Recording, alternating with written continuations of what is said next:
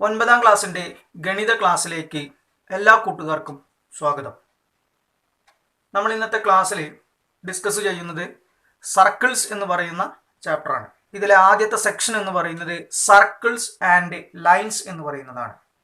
അപ്പോൾ എല്ലാവരും ആ സൈഡ് ഹെഡിങ് ഒന്ന് എഴുതി വയ്ക്കുക, സർക്കിൾസ് ആൻഡ് ലൈൻസ്.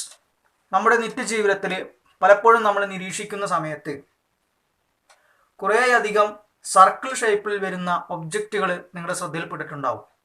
സർക്കിൾ ഷേപ്പിലുള്ള ഏതെങ്കിലും ഒരു ഒബ്ജക്റ്റ്, ആ ഒബ്ജക്റ്റ് എന്ന് പറയുന്നതിൻ്റെ സെൻറ്റർ എന്ന് പറയുന്നത് എങ്ങനെ കണ്ടെത്താം? ഇവിടെ നിന്നാണ് നമ്മുടെ ചാപ്റ്റർ സ്റ്റാർട്ട് ചെയ്യുന്നത് തന്നെ. അപ്പോൾ നമ്മൾ അതിലെ ഒരു ഒബ്ജക്റ്റിലേക്ക് മാത്രം ഒന്ന് ചുരുങ്ങി വരികയാണ്. ഒരു ബാങ്കിൾ എടുത്തു, അതൊന്ന് സ്കെച്ച് ചെയ്തു. നമുക്ക് വേണ്ടത് അതിൻ്റെ സെൻറ്റർ എന്ന് പറയുന്ന കാര്യമാണ് കണ്ടെത്തേണ്ടത്. പെട്ടെന്ന് നമുക്ക് സെൻറ്റർ എന്ന് പറഞ്ഞ ആശയം കണ്ടെത്താൻ വേണ്ടി പറ്റുമോ? പറ്റില്ല. അപ്പോൾ നമ്മൾ ചെയ്യുന്നത്, നമ്മൾ വരച്ചിട്ടുള്ള ആ സർക്കിൾ എന്ന് പറയുന്നതിൻ്റെ മുകളിൽ 2 പോയിന്റുകൾ അടയാളപ്പെടുത്തുക. ബോർഡിൽ വരച്ചു വെച്ചിട്ടുള്ള 1ാമത്തെ ഫിഗറിലേക്കൊന്ന് പോവുക. അവിടെ ചെയ്തിരിക്കുന്നത് എന്താണ്? ഒരു സർക്കിൾ വരച്ചിട്ടുണ്ട്. ആ സർക്കിളിൻ്റെ മുകളിൽ 2 പോയിന്റുകൾ മാർക്ക് ചെയ്തിട്ടുണ്ട്. 2 പോയിന്റുകളിൽ നിന്നും തുല്യ അകലം നിലനിൽക്കുന്ന ഒരു പോയിന്റ് നിങ്ങൾക്ക് അവിടെ നോക്കിയാൽ കാണാം. ആ പോയിന്റാണ് ഇവിടെ വരുന്നത്. ഈ പോയിന്റിൽ നിന്നും ഈ പോയിന്റിൽ നിന്നും തുല്യ അകലത്തിലാണ് കിടക്കുന്നുണ്ടാവുക.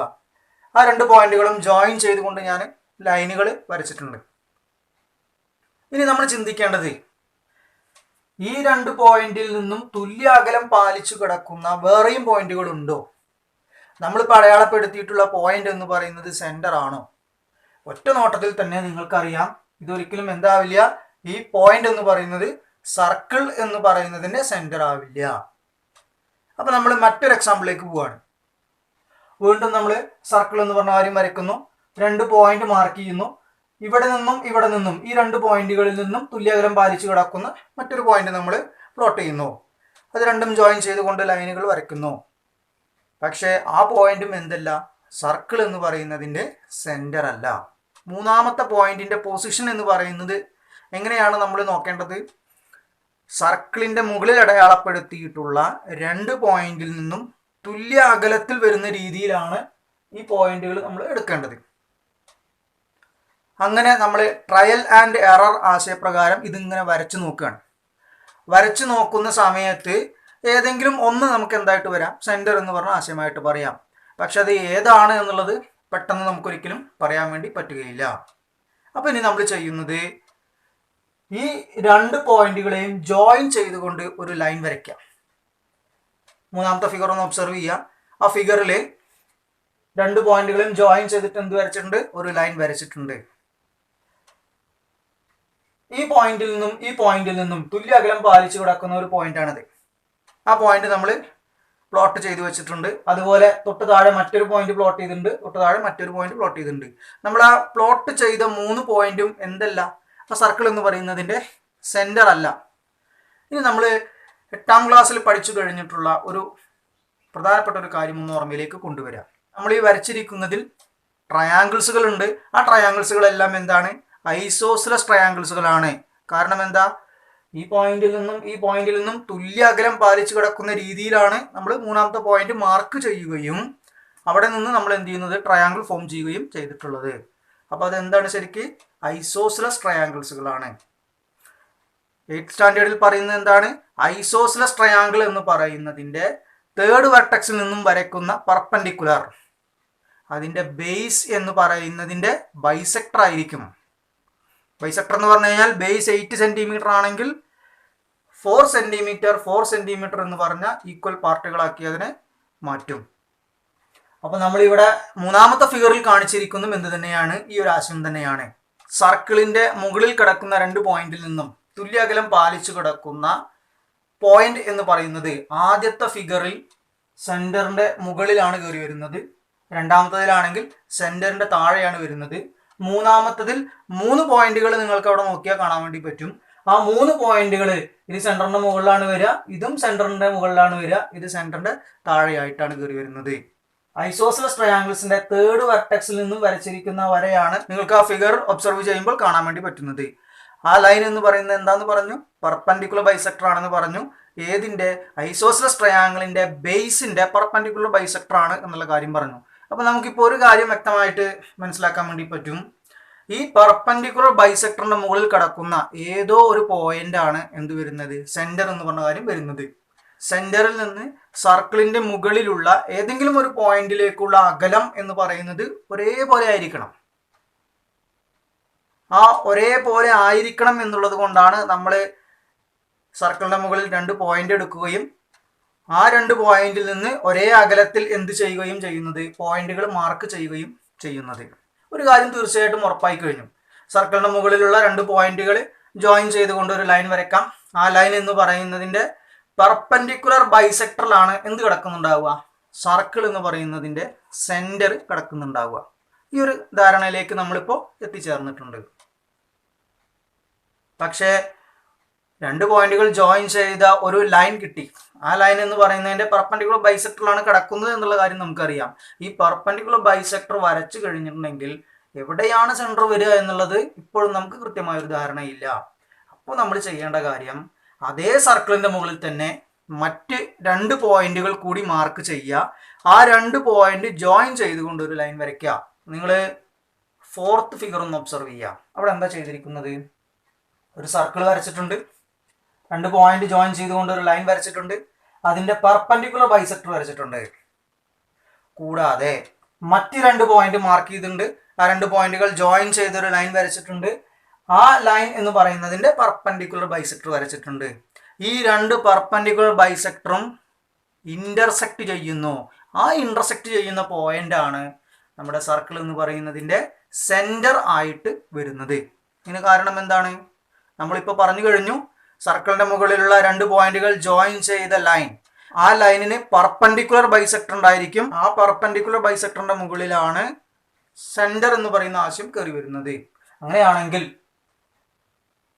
ഈ ലൈൻ സെഗ്മെന്റിന്റെ പെർപെൻഡിക്കുലർ ബൈസെക്ടറിന്റെ മുകളിൽ എന്തുണ്ടായിരിക്കും? സെന്റർ എന്ന് പറഞ്ഞ ആശയം ഉണ്ടായിരിക്കും. അതുപോലെ ഈ ലൈൻ സെഗ്മെന്റിന്റെ പെർപെൻഡിക്കുലർ ബൈസെക്ടറിന്റെ മുകളിലും എന്തുണ്ടാവും?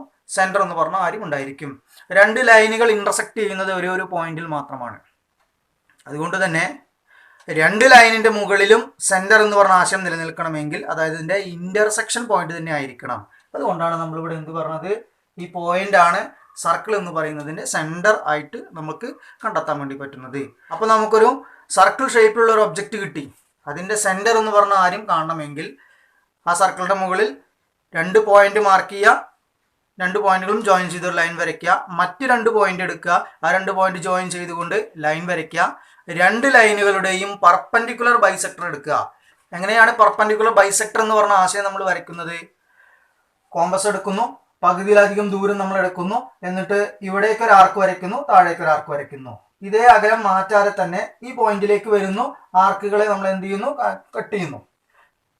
ആ ആർക്കുകൾ ഇന്റർസെക്ട് ചെയ്യും. ഇന്റർസെക്ട് ചെയ്യുന്ന ആ 2 പോയിന്റുകളും ജോയിൻ ചെയ്തുകൊണ്ട് ഒരു ലൈൻ ഇങ്ങോട്ട് വരച്ചാൽ അതെന്തായിരിക്കും? ലൈനിന്റെ പെർപെൻഡിക്കുലർ ബൈസെക്ടർ എന്ന് പറഞ്ഞ ആശയം ആയിരിക്കും. അങ്ങനെയാണെങ്കിൽ ഇപ്പം നമ്മൾ പറഞ്ഞു കഴിഞ്ഞ ഈ ഒരു കാര്യത്തിൽ നിന്നും നമുക്ക് ഒരു കൺക്ലൂഷനിലേക്ക് എത്താം. ആ കൺക്ലൂഷനാണ് തൊട്ട് താഴെ എഴുതി വച്ചിരിക്കുന്നത്. എന്താണ്? The perpendicular bisector of the line joining any 2 points on A circle passes through the centre of the circle. അതായത് ഒരു സർക്കിള്, ആ സർക്കിളിന്റെ മുകളിൽ 2 പോയിന്റ് ഉണ്ട്. ആ 2 പോയിന്റ് ജോയിൻ ചെയ്യുന്ന ഒരു ലൈൻ സെഗ്മെന്റ് എന്ന് പറഞ്ഞ കാര്യമുണ്ട്. അതിന്റെ പെർപെൻഡിക്കുലർ ബൈസെക്ടറിലാണ് സർക്കിൾ എന്ന് പറയുന്നതിന്റെ സെന്റർ ഉണ്ടായിരിക്കുക. അതാണ് ഈ എഴുതി വെച്ചതിന്റെ മീനിങ് വരുന്നത്. 2 പോയിന്റുകൾ ജോയിൻ ചെയ്ത് ഒരു ലൈൻ വരച്ചു എന്നുള്ള ഒരു കാര്യം പറയുന്നതിന് പകരം സർക്കിളിന്റെ മുകളിലുള്ള 2 പോയിന്റുകളല്ലേ ജോയിൻ ചെയ്ത് ലൈൻ വരയ്ക്കുന്നത്. അതിന് പകരം നമുക്ക് എന്ത് വിചാരിക്കാം? അങ്ങനെ നീട്ടി വലിച്ച് പറയുന്നതിന് പകരം നമുക്ക് എന്ത് ചെയ്യാം? അതിനൊരു ഡെഫിനിഷൻ കൊടുക്കുകയാണ്.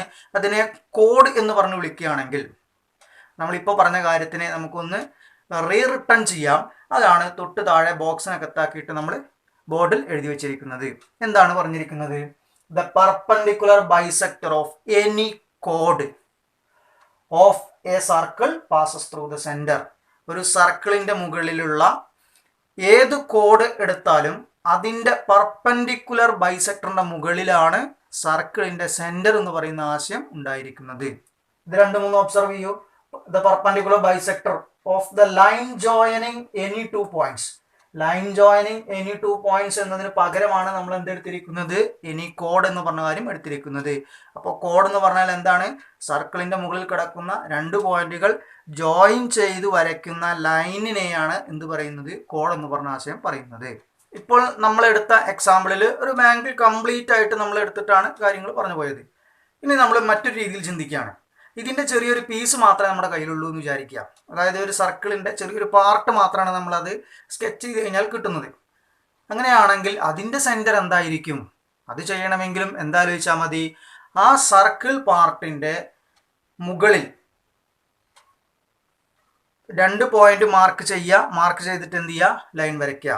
അതുപോലെ തന്നെ മറ്റ് 2 പോയിന്റുകൾ മാർക്ക് ചെയ്യുക, ലൈൻ വരയ്ക്കുക. ഈ 2 ലൈനുകളുടെയും പെർപെൻഡിക്കുലർ ബൈസെക്ടർ വരയ്ക്കുക.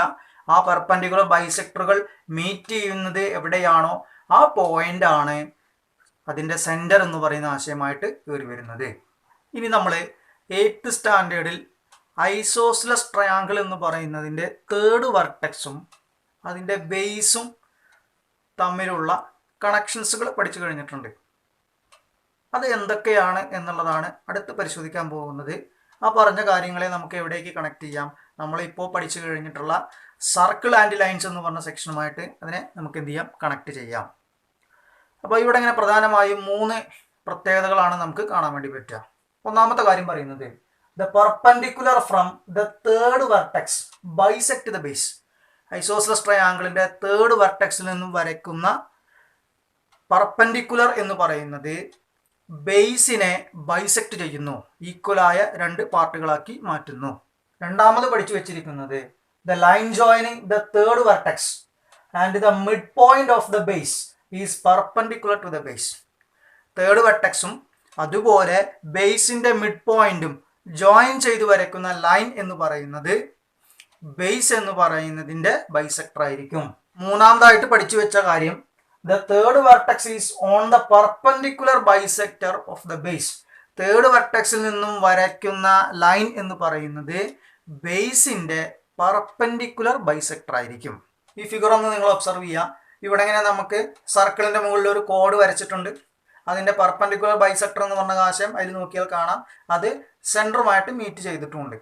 അപ്പോൾ ഇവിടെയും എന്ത് വരുന്നുണ്ട്? ഒരു ഐസോസ്ലസ് ട്രയാങ്കിൾ എന്ന് പറഞ്ഞ ആശയം കയറി വരുന്നുണ്ട്. കാരണം എന്താണ്? ഈ സൈഡും എന്താണ്? ഒരേ ഡിസ്റ്റൻസ് ആണ്. അതുകൊണ്ട് അത് ഐസോസ്ലസ് ട്രയാങ്കിൾ ആണ്. അങ്ങനെയാണെന്നുണ്ടെങ്കിൽ ഈ എഴുതി വെച്ചിരിക്കുന്ന കാര്യത്തിൽ നമ്മൾ 3rd വെർട്ടെക്സ് എന്നതിന് പകരം നമുക്കിവിടെ 3rd വെർട്ടെക്സ് എന്ന് പറഞ്ഞാൽ ശരിക്കും എന്താണ്? സർക്കിളിന്റെ സെന്റർ തന്നെയാണ് വരുന്നത്. അപ്പോൾ നമുക്ക് എന്ത് പറയാം?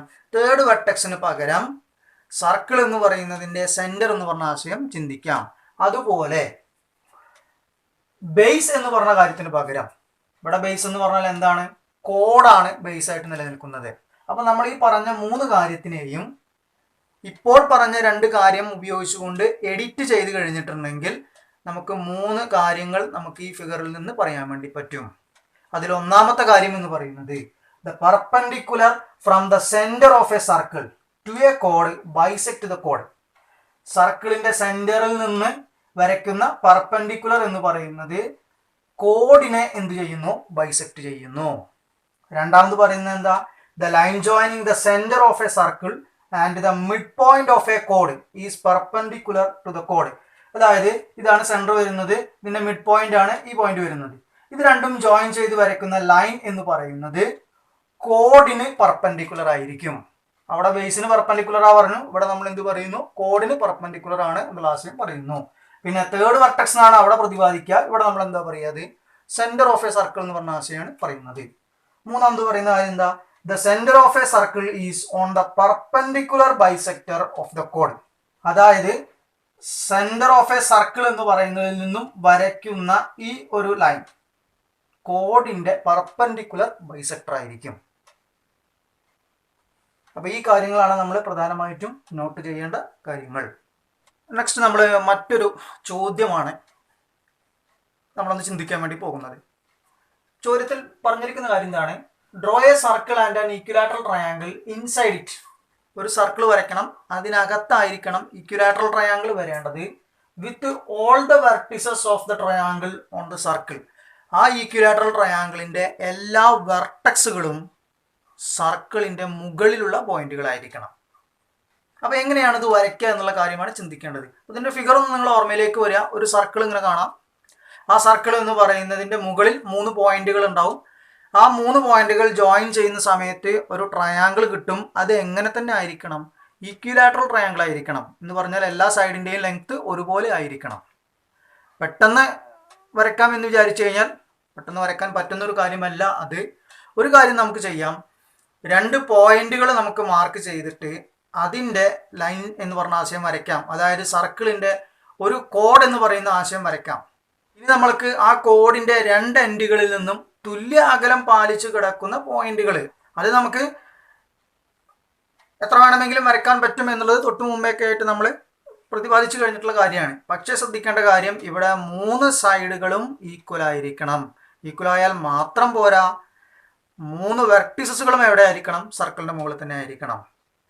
അപ്പൊ നമ്മൾക്ക് ആദ്യത്തെ കാര്യം വരയ്ക്കുക എന്ന് പറയുന്നത് കുറച്ച് സിമ്പിളാണ്. അതായത് 2 പോയിന്റുകൾ സർക്കിളിന്റെ മുകളിൽ മാർക്ക് ചെയ്യുക. മാർക്ക് ചെയ്തതിന് ശേഷം എന്ത് ചെയ്യുന്നതും നമ്മൾ ആ 2 പോയിന്റുകളും ജോയിൻ ചെയ്തുകൊണ്ട് ഒരു ലൈൻ വരയ്ക്കുന്നു. ഇപ്പോൾ ഈക്വിലാറ്ററൽ ട്രയാങ്കിൾ എന്ന് പറയുന്നതിന്റെ ഒരു സൈഡായി. അപ്പോൾ ആ ഒരു സൈഡ് ഞാനൊന്ന് വരയ്ക്കാൻ പോവാണ്. 2 പോയിന്റുകൾ ജോയിൻ ചെയ്തുകൊണ്ട് ഞാനൊരു ലൈൻ വരയ്ക്കുകയാണ്. ഇതൊരു പോയിന്റും ഇതൊരു പോയിന്റും. സെന്റർ എന്ന് പറഞ്ഞ കാര്യം നമ്മളവിടെ മാർക്ക് ചെയ്ത് വെച്ചിട്ടുണ്ട്. നിങ്ങൾ ബോർഡിലേക്ക് നോക്കുമ്പോൾ ഒരു സർക്കിള്, അതിനകത്ത് ഒരു ഈക്വിലാറ്ററൽ ട്രയാങ്കിൾ നമ്മളവിടെ കൺസ്ട്രക്ട് ചെയ്ത് കഴിഞ്ഞിട്ടുണ്ട്. ആ ഈക്വിലാറ്ററൽ ട്രയാങ്കിൾ എന്ന് പറയുന്ന സാധനം കൺസ്ട്രക്ട് ചെയ്യണമെങ്കിൽ നിങ്ങൾ ചെയ്യേണ്ടത് ഇഷ്ടമുള്ള റേഡിയസിൽ ഒരു സർക്കിൾ വരയ്ക്കുക. ആ സർക്കിളിൻ്റെ മുകളിൽ 2 പോയിന്റ് മാർക്ക് ചെയ്യുക. ആ 2 പോയിന്റുകൾ ജോയിൻ ചെയ്തുകൊണ്ട് ഒരു ലൈൻ വരയ്ക്കുക. അപ്പോൾ ഏതുവരെ നമ്മുടെ വരയ്ക്കൽ കഴിഞ്ഞു? സർക്കിൾ വരയ്ക്കും, 2 പോയിന്റ് മാർക്ക് ചെയ്യും, ആ 2 പോയിന്റ് ജോയിൻ ചെയ്തുകൊണ്ട് എന്ത് വരയ്ക്കും? ഒരു ലൈൻ എന്ന് പറയുന്ന കാര്യം നമ്മൾ വരയ്ക്കും. ഇത് വരച്ചു കഴിഞ്ഞതിന് ശേഷം പിന്നെ ചെയ്യേണ്ടത് ഈ എൻഡിൽ നിന്ന് സെൻറ്ററുമായിട്ട് ജോയിൻ ചെയ്യാം. ജോയിൻ ചെയ്തതിന് ശേഷം പിന്നെ നമ്മൾ ഇവിടെ നിന്ന് പ്രൊട്രാക്ടർ ഉപയോഗിച്ചുകൊണ്ട് 120 ഡിഗ്രി മെഷർ ചെയ്യുക. മെഷർ ചെയ്തതിന് ശേഷം ആ ലൈൻ നമ്മൾ നേരെ അടുത്ത എൻഡിലേക്ക് മീറ്റ് ചെയ്യിക്കുക. അപ്പോൾ നമ്മൾ ഈ ലൈൻ വരയ്ക്കുമ്പോൾ എങ്ങനെ വരയ്ക്കണം എന്നാണ് പറയുന്നത്? ഈ എൻഡിൽ നിന്ന് സെൻറ്ററിനോട് ജോയിൻ ചെയ്യുക, ഇവിടെ നിന്ന് ആംഗിൾ മെഷർ ചെയ്യുക 120 ഡിഗ്രി, അത് നേരെ എക്സ്റ്റെൻഡ് ചെയ്തിട്ട് അവിടെ മീറ്റ് ചെയ്യിക്കുക, രണ്ടാമത്തെ എൻഡിലേക്ക് കൊണ്ട് മീറ്റ് ചെയ്യിക്കുക. വീണ്ടും ഈ ലൈനിൽ നിന്ന് ഒരു 120 ഡിഗ്രി മെഷർ ചെയ്യുക. എന്നിട്ട് എന്ത് ചെയ്യാതെ സർക്കിളിന്റെ മുകളിൽ മീറ്റ് ചെയ്യുന്ന രീതിയിൽ ആ ലൈനെ എക്സ്റ്റെൻഡ് ചെയ്യുക. എക്സ്റ്റെൻഡ് ചെയ്തതിന് ശേഷം ഇപ്പോൾ നിങ്ങൾക്ക് ഈ ആംഗിൾ 120 ഡിഗ്രിയാണ്, ഈ ആംഗിൾ 120 ഡിഗ്രിയാണ്. എന്തിനാണ് ഈ 120 ഡിഗ്രി എന്ന് പറഞ്ഞ ആശയത്തിലേക്ക് നമ്മൾ കണക്ട് ചെയ്യുന്നത് എന്ന് ചോദിച്ചാൽ, നമ്മൾ വരച്ചിരിക്കുന്ന ഈ 3 ലൈനുകളും ശരിക്ക് സെന്ററിൽ നിന്ന് വരച്ചിട്ടുള്ള ലൈനുകളാണ്. അതായത് സർക്കിൾ എന്ന് പറയുന്നതിൻ്റെ റേഡിയസുമായി ബന്ധപ്പെട്ട് നിൽക്കുന്നു. എന്ന് പറഞ്ഞാൽ ആ 3 ലൈനുകളുടെയും ലെങ്ത് എന്താണ്? ഒരുപോലെയാണ് വരിക. അങ്ങനെയാണെങ്കിൽ ആ 3 ലൈനുകളും ഉണ്ടാക്കുന്ന ആംഗിൾസുകളും എന്തായിരിക്കും? ഈക്വൽ ആയിരിക്കും. അപ്പോൾ നമുക്ക് വേണ്ടത് ഈക്വിലാറ്ററൽ ട്രയാങ്കിളാണ്. ഈക്വിലാറ്ററൽ ട്രയാങ്കിൾ ആവണമെങ്കിൽ എല്ലാ ആംഗിൾ മെഷർമെന്റ്സുകളും 60 ഡിഗ്രി ആയിരിക്കണം. അപ്പം നമ്മൾ ഇവിടെ എന്താ ആലോചിക്കണം? ഇവിടെ 120 ഡിഗ്രി വന്നാലേ ഈ 3 ലൈനുകൾ മീറ്റ് ചെയ്യുമ്പോൾ ഉണ്ടാകുന്ന ആംഗിൾ എന്തിലേക്ക് ചുരുങ്ങുകയുള്ളൂ? 60 ഡിഗ്രി എന്ന് പറഞ്ഞ ആശയത്തിലേക്ക് എത്തുകയുള്ളൂ. അപ്പോൾ നമ്മൾ പ്രൊട്രാക്ടർ ഉപയോഗിക്കുന്നു, എന്നിട്ട് 120 ഡിഗ്രി മെഷർ ചെയ്യുന്നു. മെഷർ ചെയ്ത് ഇത് അടയാളപ്പെടുത്തിയതിനു ശേഷം സർക്കിളിന്റെ മുകളിലുള്ള 3 പോയിന്റുകളും തമ്മിൽ ജോയിൻ ചെയ്യുന്നു. ഫസ്റ്റ് പോയിന്റ് ഇതാണ് വരിക, സെക്കൻഡ് പോയിന്റ് ഇതാണ് വരിക, തേർഡ് പോയിന്റ് ആണ് ഈ വരുന്നത്. ആ പോയിന്റുകൾ തമ്മിൽ ജോയിൻ ചെയ്യുമ്പോഴാണ് നമുക്ക് എന്ത് കിട്ടുന്നത്? ഈക്വിലാറ്ററൽ ട്രയാങ്കിൾ എന്ന് പറയുന്ന ആശയം നമുക്ക് കിട്ടുന്നത്. ഇത് നമുക്ക് മറ്റൊരു രീതിയിലും ചിന്തിക്കാം. അതാണ് അടുത്തതായി നമ്മൾ പറയാൻ വേണ്ടി പോകുന്നത്. രണ്ടാമത് നമ്മൾ ചിന്തിക്കുന്നത് ആംഗിൾസുകൾ വരയ്ക്കാതെ എങ്ങനെയാണ് നമ്മൾക്ക് ഈക്വിലാറ്ററൽ ട്രയാങ്കിൾ സർക്കിളിനകത്ത് വരയ്ക്കാൻ വേണ്ടി പറ്റുക എന്നതിനെ പറ്റിയാണ് ചിന്തിക്കുന്നത്. അപ്പോൾ ഇവിടെ നമ്മൾ ഈക്വിലാറ്ററൽ ട്രയാങ്കിൾ വരച്ചിട്ടാണ് നമ്മൾ നമ്മുടെ ചിന്തകൾ മുൻപിലേക്ക് കൊണ്ടുപോകുന്നത്. അതിനുശേഷം നമ്മൾ എന്ത് ചെയ്യും? അവിടെ നിന്ന് കിട്ടുന്ന ഒരു പ്രത്യേകതയ്ക്ക് അനുസരിച്ച് നമ്മൾ അതിനൊരു വരയ്ക്കാനുള്ള ഒരു ആശയം നമ്മൾ കണ്ടെത്തുകയും ചെയ്യും. അപ്പോൾ അവിടെ നോക്കുമ്പോൾ ഒരു സർക്കിൾ കാണാം, ഒരു ഈക്വിലാറ്ററൽ ട്രയാങ്കിൾ എന്ന് പറഞ്ഞ ആശയം നമ്മളിവിടെ വരച്ചു വെച്ചിട്ടുണ്ട്. ഇവിടെ നമ്മൾ ചെയ്യുന്ന ശരിക്കും ഈക്വിലാറ്ററൽ ട്രയാങ്കിൾ എന്ന് പറയുന്ന കാര്യത്തിൻ്റെയും 3 വെർട്ടക്സുകൾ സർക്കിളിൻ്റെ മുകളിൽ തന്നെയാണ്. ഈ ഈക്വിലാറ്ററൽ ട്രയാങ്കിളിൻ്റെ ഏതെങ്കിലും ഒരു സൈഡിന് പെർപെൻഡിക്കുലർ ആയിട്ട് റേഡിയസ് വരയ്ക്കുക. അപ്പോൾ അവിടെ ഫിഗറിലേക്ക് നോക്കുമ്പോൾ നിങ്ങളൊരു റേഡിയസ് വരച്ചിട്ട് കാണാം. അത് ശരിക്ക് ഈ ഒരു സൈഡിന്, ഈക്വിലാറ്ററൽ ട്രയാങ്കിളിൻ്റെ ഈ ഒരു സൈഡിന് പെർപെൻഡിക്കുലർ ആയിട്ടാണ് ഈ ലൈൻ വരച്ചിരിക്കുന്നത്. അതുപോലെ തന്നെ മറ്റ് 2 റേഡിയസ് കൂടി അവിടെ വരച്ചിട്ടുണ്ട്. ഇത് ഈക്വിലാറ്ററൽ ട്രയാങ്കിൾ ആയതുകൊണ്ട് ഇത് 60 ഡിഗ്രിയാണ് വരിക. ഈ പെർപെൻഡിക്കുലർ എന്ന് പറയുന്നത് ഈ സൈഡിനെ ബൈസെക്ട് ചെയ്യും, കൂടാതെ എന്താണ് ഓപ്പോസിറ്റ് ആയിട്ട് നിൽക്കുന്ന ആംഗിൾസിനെയും എന്ത് ചെയ്യും, അത് ബൈസെക്ട് ചെയ്യുന്നു. ഇത് 120 ഡിഗ്രി ആണെന്നുണ്ടെങ്കിൽ ഈ ലൈൻ ഇതിനെ 60 ഡിഗ്രി എന്ന് പറയുന്ന ആശയമാക്കി മാറ്റുന്നു. അപ്പോൾ ഇവിടെ 60 ഡിഗ്രി ആണ് വരുന്നതെങ്കിൽ ഈ പെർപെൻഡിക്കുലറിന്റെ എൻഡും അതുപോലെ തന്നെ ഈ റേഡിയസിന്റെ എൻഡും തമ്മിൽ മീറ്റ് ചെയ്ത് വരയ്ക്കുകയാണെങ്കിൽ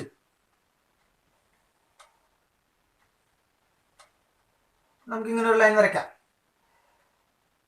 ഈ റേഡിയസ് എന്ന് പറയുന്നതിന്റെ ഒരു എൻഡും പെർപെൻഡിക്കുലറിന്റെ എൻഡും തമ്മിൽ ജോയിൻ ചെയ്തിട്ടാണ് ഇപ്പൊ ഈ ഒരു ലൈൻ ഇവിടെ വരച്ചിരിക്കുന്നത്. ഈ ആംഗിളും എന്ത് തന്നെയാണ് വരിക, 60 ഡിഗ്രി തന്നെയാണ് വരുന്നത്. കാരണം എന്താണ്, ഇത് റേഡിയസ് ആണ്, ഈ വരച്ചിരിക്കുന്നതും റേഡിയസ് ആണ്. രണ്ട് ലൈനും ഒരേ ലെങ്ത് ആണ് വരുന്നത്. ഈക്വൽ ലെങ്ത് ഉള്ള സൈഡുകൾ വെച്ചുണ്ടാക്കുന്ന ആംഗിൾസും എന്ത് തന്നെ ആയിരിക്കണം, ഈക്വൽ തന്നെ ആയിരിക്കണം. അപ്പോൾ ഇത് 60 ഡിഗ്രി ആണെങ്കിൽ ഇവിടെയും എന്ത് തന്നെയാണ് വരുന്നത്, 60 ഡിഗ്രി എന്ന് പറയുന്ന ആശയം തന്നെയാണ് കയറി വരുന്നത്. പിന്നെ നിങ്ങൾ ശ്രദ്ധിക്കേണ്ട ഒരു കാര്യം, ഇവിടെ ചെറിയ ഒരു ഈക്വിലാറ്ററൽ ട്രയാങ്കിൾ ഫോം ചെയ്തിട്ടുണ്ട്. ഇത് 60 ഡിഗ്രി ആണ്, ഇത് 60 ഡിഗ്രി ആണ്. അങ്ങനെയാണെങ്കിൽ ഈ ആംഗിൾ എത്രയാണ് വരിക, 60 ഡിഗ്രി എന്ന് പറഞ്ഞ ആശയം തന്നെയാണ് കയറി വരുന്നത്. അപ്പോൾ ഇതൊരു ചെറിയ ഈക്വിലാറ്ററൽ ട്രയാങ്കിൾ ആണ്. ആ ഈക്വിലാറ്ററൽ ട്രയാങ്കിൾ എന്ന് പറയുന്നതിൻ്റെ വെർട്ടെക്സിൽ നിന്ന് ഒരു പെർപെൻഡിക്കുലർ മറ്റൊരു സൈഡിലേക്ക് വരച്ചിട്ടുണ്ട്. ആ പെർപെൻഡിക്കുലർ എന്ന് പറയുന്നത് എന്തിനെ ബൈസെക്ട് ചെയ്യുന്നു, ഈ ഒരു റേഡിയസ് എന്ന് പറയുന്ന കാര്യത്തിനെ എന്ത് ചെയ്യുന്നു, ബൈസെക്ട് ചെയ്യുന്നു.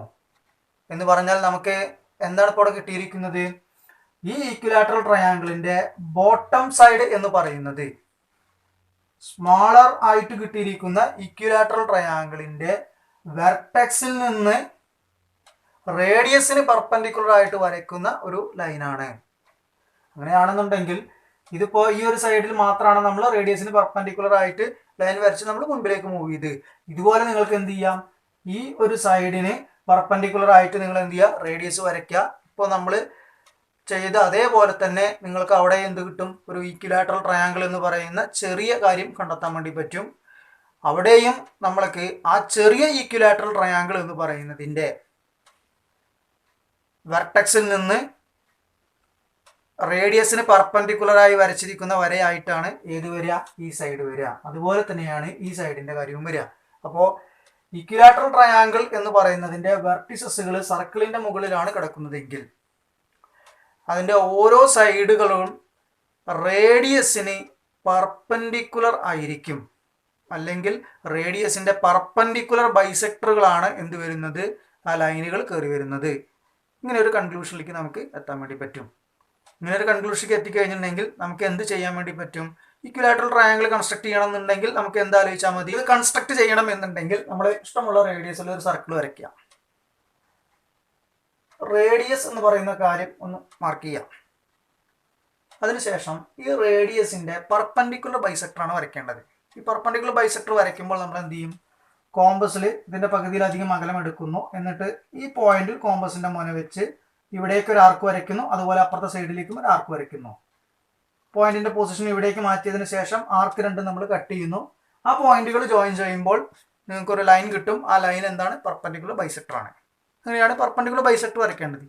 ഈ പെർപെൻഡിക്കുലർ ബൈസെക്ടർ എന്ന് പറയുന്ന ആശയം വരയ്ക്കുമ്പോൾ അത് സർക്കിളിന്റെ മുകളിൽ 2 പോയിന്റിൽ ടച്ച് ചെയ്യും. ഇവിടെ നോക്കിയാൽ ഇതൊരു പോയിന്റ് ആണ്, ടച്ചിങ് പോയിന്റ് ആണ്. ഇതുപോലെ ഇത് മറ്റൊരു ടച്ചിങ് പോയിന്റ് ആണ്. ഈ 2 പോയിന്റും തമ്മിലുള്ള അകലം നമ്മൾ എന്ത് ചെയ്യുക, കോമ്പസിൽ നമ്മൾ എടുക്കുക. എടുത്തതിന് ശേഷം ആ അകലം, ഈ ഒരു അകലം നമ്മൾ ഈ പോയിന്റിൽ വെച്ചിട്ട് എന്ത് ചെയ്യുക, സർക്കിളിന്റെ മുകളിലേക്ക് ഒന്ന് മാർക്ക് ചെയ്യുക. അതേപോലെ തന്നെയാണ് ഇവിടെ വെച്ചാൽ നിങ്ങൾക്ക് കിട്ടുന്നുണ്ടാവുക. ആണെങ്കിൽ 2 സൈഡിലും വെക്കുമ്പോൾ ആർക്ക് കട്ട് ചെയ്യാൻ വേണ്ടി പറ്റും. അപ്രോക്സിമേറ്റ് ആയിട്ട് നമുക്ക് ഇവിടെയാണ് ആ പോയിന്റ് വരുന്നത്. ആ പോയിന്റ് ഒന്ന് ഞാൻ ജസ്റ്റ് മാർക്ക് ചെയ്യാണ്. ഇനി വേണ്ടത് ആ പോയിന്റ് എന്ന് പറയുന്നത് സർക്കിളിന് മുകളിലുള്ള ഈ 2 പോയിന്റിലേക്കും ജോയിൻ ചെയ്യാം. അപ്പോൾ ഒന്ന് ജോയിൻ ചെയ്യാൻ വേണ്ടി പോവാണ്.